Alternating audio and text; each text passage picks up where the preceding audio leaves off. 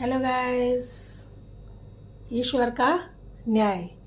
एक बुज़ुर्ग आदमी भूखा प्यासा बुखार से ठंड से ठिठुरता हुआ शिव मंदिर के बाहर बैठा था।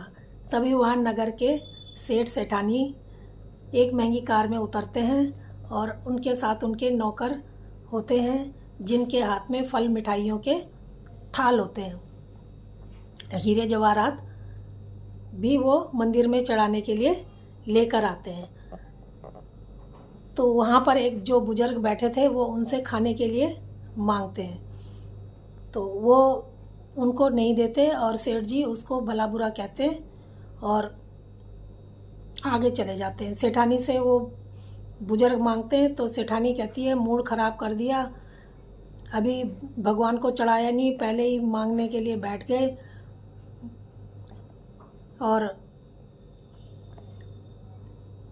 बुजुर्ग मुझे वो कहता है कि मुझे बहुत भूख लगी है, खाने को दे दो।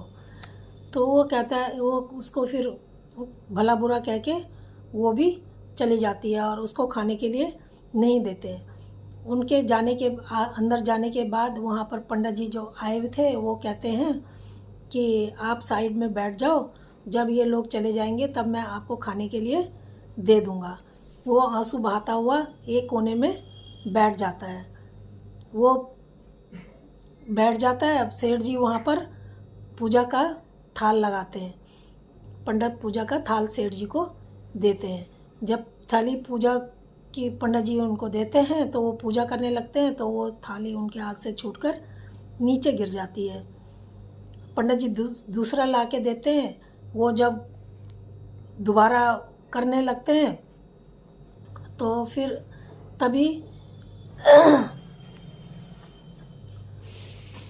उनकी पूजा संपन्न होती है। तभी फल मिठाई वो चढ़ाने लगते हैं। जब फल मिठाई चढ़ाने लगते हैं तो वहाँ पर भूकंप आ जाता है। जब भूकंप आ जाता है तो वो नीचे गिर जाते हैं, फल मिठाई वगैरह नीचे गिर जाते हैं। अब सेठ जी फल मिठाई जैसे ही उठाने लगते हैं तो उनका हाथ टेढ़ा हो जाता है।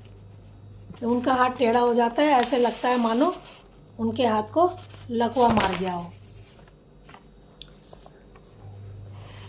अब सेठानी जो है वो देख के रोने लगती है कि ये सेठ जी को क्या हो गया, और फिर कहती है कि जो बाहर बुजुर्ग आदमी बैठा था उसकी वजह से ये सब हो रहा है, उसी ने हमें टोक लगाई थी और उसी की वजह से ये सब हो रहा है। तो पंडित जी कहते हैं कि नहीं, उस बुजुर्ग की वजह से नहीं, ये आप लोगों की वजह से हो रहा है। आप अगर उसको खाने को दे देते तो ये सब नहीं होता।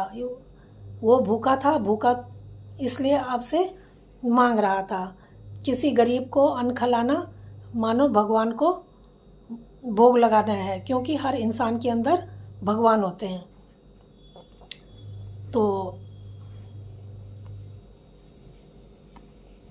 भगवान आप लोगों से खुद प्रसाद ग्रहण करने आए थे, तो आपने जिसका निरादर कर दिया। भगवान को किसी महंगे फलों, महंगी किसी चीज़ की ज़रूरत नहीं होती है। भगवान तो एक फूल चढ़ाने से ही खुश हो जाते हैं। और अगर आपने उसका तिरस्कार नहीं किया होता, उसको खिला दिया होता, तो उसका पेट भर जाता, वो आपको दुआएं देता। अब भगवान खुद तुमसे प्रसाद ग्रहण करने आए थे तो तुमने उसका निरादर कर दिया। भगवान जो हैं वो सुदामा उनका दोस्त था, वो एक मुट्ठी चावल लेके भगवान के लिए आया था। भगवान ने वो एक मुट्ठी चावल ग्रहण कर लिए और बड़े प्यार से उनको खाया। तो भगवान तो इतने में ही खुश हो जाते हैं। वो तो खुद देने वाले हैं, उनको किसी का कुछ नहीं चाहिए। कब भगवान किसी राजा को भिखारी बना दे और भिखारी को कब राजा बना दे, कुछ पता नहीं है। तो दोस्तों, आपको ये कहानी कैसी लगी? अगर अच्छी लगी है तो प्लीज़ लाइक और सब्सक्राइब ज़रूर करना। धन्यवाद।